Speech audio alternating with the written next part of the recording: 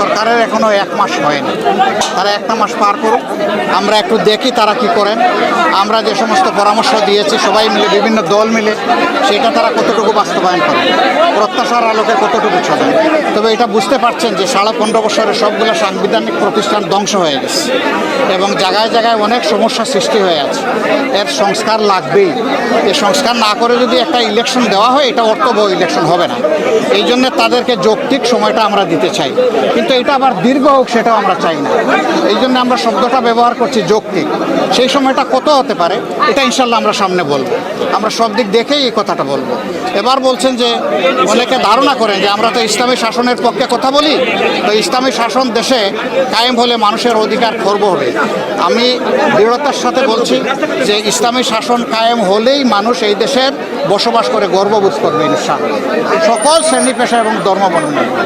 আপনারা ইতিমধ্যে দেখেছেন যে এবারকার এত বড় একটা পরিবর্তন হয়ে গেল। এরকম পরিবর্তন যে সমস্ত জায়গায় হয়েছে, হাজার হাজার কোটি টাকার সম্পদ বিনষ্ট হয়ে গেছে, কিন্তু সেই তুলনায় যা হয়েছে এটার জন্য আমরা মনে করি যে এটা হওয়া উচিত হয়নি। আর যা হয়েছে তা অন্য দেশগুলোর তুলনায় কিছুই হয়নি। এর কারণ কি? এর কারণ সবাই সচেতন ছিল। এর কারণে আমাদের দলের কর্মীরা, মাদ্রাসার ছাত্ররা, বিরোধী দল বিএনপির লোকেরা, এইরকম আরও যারা দেশপ্রেমিক শক্তি আছে, সবাই হাতে লাঠি নিয়ে সব জায়গায় পাহারার জন্য দাঁড়িয়ে গিয়েছিল। এই জন্য দুষ্কৃতিকারীরা দুষ্কর্ম সম্পাদন করতে পারে নাই। তারপরেও শান্তি বিঘ্নিত করার কিছু অপপ্রয়াস চালিয়েছিল।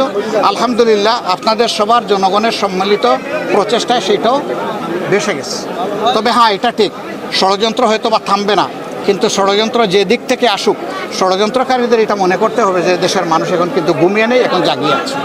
সংবিধানের কিছু জায়গায় তো পরিবর্তন লাগবে ভাই। আমরা যারা এখন বিরোধী দলে আছি, আমরা 15.5 বছর ধরে বলতে আসছি এই আইন ব্ল্যাক, এই কালো আইন, কালো কানুন, এটা বদলাতে হবে। এখন দেখা যাবে অতীতের অভিজ্ঞতা বলছে যে দলীয় সরকার যখন ক্ষমতায় যায় তখন গড়িমসি করে, এগুলো বদলাতে চায় না। আমরা চাই যে এই সরকারের হাতেই সব জঞ্জাল পরিষ্কার হয়ে যায়।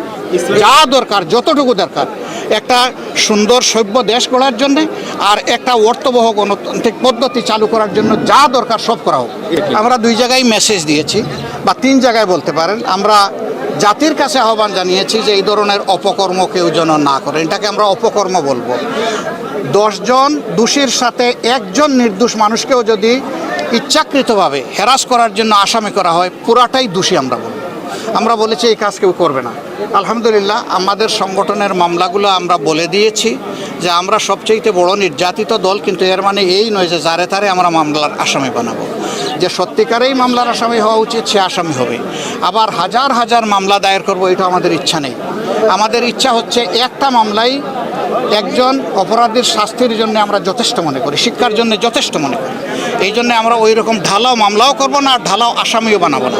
অন্যান্য দলের যারা করছেন তাদের নেতারা এটা উদ্বেগ প্রকাশ করেছেন এবং বলেছেন যে থানা অথরিটি যেন এগুলা চেক করে মামলাগুলা নেয়। আমরা বলবো না, আপনারাই চেক করে মামলাগুলা দেন। থানা কেন চেক করবে? আপনি আপনার বিবেকের ফিল্টারে ওইটাকে চেক করে আউট করে দেন, যেটা সঠিক নয়। যেটা সঠিক সেটাকে রাখেন, তাইলে ন্যায় বিচার পাওয়াটা আমরা আশা করতে পারি। আর যদি অপরাধী লোকের সাথে নিরপরাধ লোককেও আমরা জুড়ে দেই, তাহলে ন্যায় বিচারই তো বেঁচতে যাবে।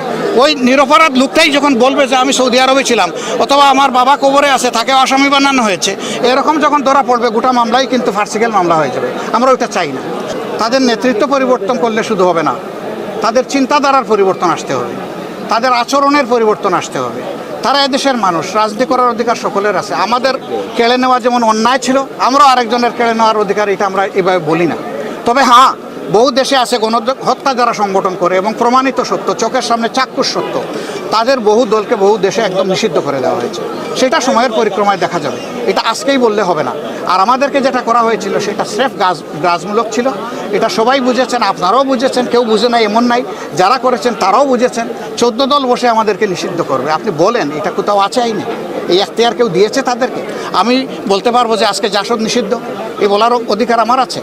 এটা একটা রাষ্ট্রীয় ব্যবস্থাপনার ভিতর দিয়ে যায়, অথবা আইনি কাঠামোর ভিতর দিয়ে যায়। তারা কোনো কিছুরই পরোয়া করেন নাই। আসলে ওই সময় দরকার ছিল ছাত্রদের গণ আন্দোলনকে দমন করার জন্য, অথবা অন্যদিকে এটার মোড় ঘুরিয়ে দেওয়ার জন্য। জামাতের ইসলামের উপর সর্বশেষ জুলুম করে যদি আমরা পার পেয়ে যাই, তো আল্লাহ ছাড় দেন, কিন্তু ছেড়ে